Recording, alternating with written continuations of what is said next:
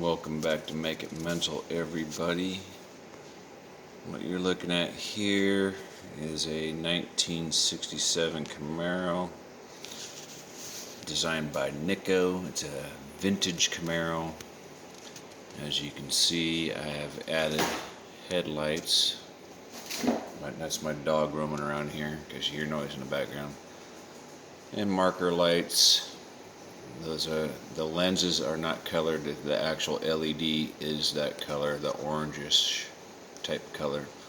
So there's the front end, and let's spin you around to the back side. There's the tail lights. The tail lights didn't turn out quite that well because I aimed them a little off, so you see more white light than anything else. But let me turn on the lights and show you the rest. Alright, so there's a little better view. I did have the body off and painted it, totally went through it. It's got scratched up during the move and boxing procedure. I've put ball bearings in the differential area. I kept the factory motor and factory gears. I took everything apart and cleaned it all up and re-lubricated everything and reassembled it. I did do the magnet trick that some of you may or may not have seen. There is a magnet up underneath the motor, even if I was to remove the body and show you. It would take too much work to show you that. I did install a proportional steering and throttle system. Use a 10 amp micro ESC, and I happen to have an extra 20 kilogram servo, metal geared servo, which was overkill for this job. But I had it, and so I put it to use. And this hood right here, let me turn these lights off. This hood right here actually shows an engine inside. Fucking light glare here. There we go.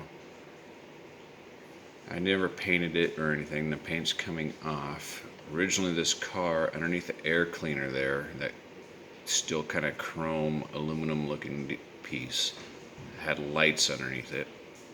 I never put lights back in it. Instead I opted to physically drill out holes and glue in LEDs, and I put in a resistor. I forget what type of resistor I put in there, but to reduce the voltage anyway. So I gave it a few test drives, and I had a severe understeer issue, so I stretched out some foam rubber, a tire insert basically, and I stretched that over, and then that solved the understeer issue. This makes for an excellent drift car, but the rear tires are still, well, the tires period are just, they're old. They're not very good for the day, for today's standards. This mirror, factory mirror, I hate it. I don't know, it does not look appropriate. Maybe I should have painted it like I painted the bumpers. A lot of work went into this vehicle. I drilled out the front wheels, inserted bearings inside here, and used the factory retainers again. But because I used a 5mm, I forget what size exactly, but I'm going to say I used a 5mm drill bit for a 5mm outside diameter tire.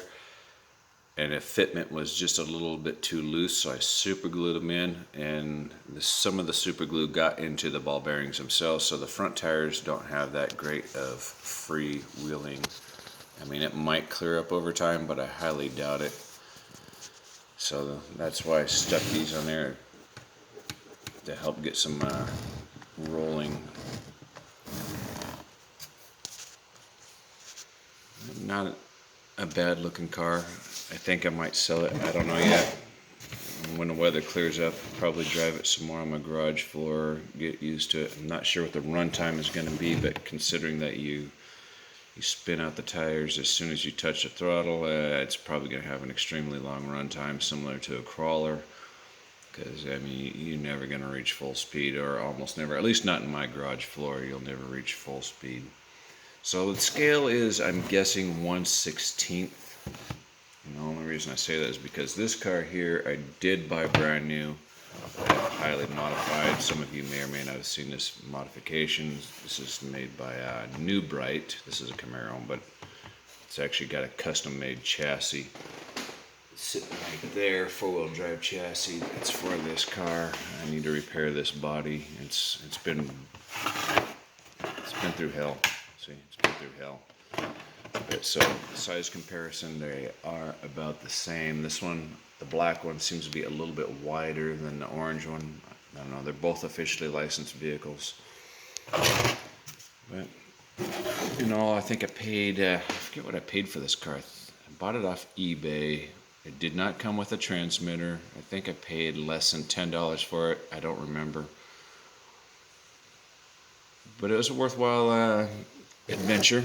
Just doing something that was a pain in the ass, wiring everything, and then dropping the body on top of the chassis. I did smooth out the chassis and basically modify it. As you can see, it used to be well, basically bang steering, and then you had to adjust it with a fine tuning thing that used to go right there, but I had to eliminate room, and there's a lot of steering issues with this vehicle from the factory. I had to shave down the steering arm on both sides. I had to remove the bump stops or the steering stops that were on the lower control arms on both sides, although you can't see them because they're not there anymore. But if somebody really wanted to make this a good car, you'd have to find some alternative tires. I mean, these foams are, I'm surprised they didn't break when I stretched them on there, these tire inserts. But they do work. I mean, maybe I could remove the engine and put some lead weights up front or something. I don't know. So I don't know. I'll keep the hood clear, and I'm not going to paint the engine for now because I'm undecided if I'm going to sell it at this point. But there you guys go. There's something for you guys to get motivated on, get creative, you know, spend a little time. This has been a work in progress, and this is pretty easy in my opinion.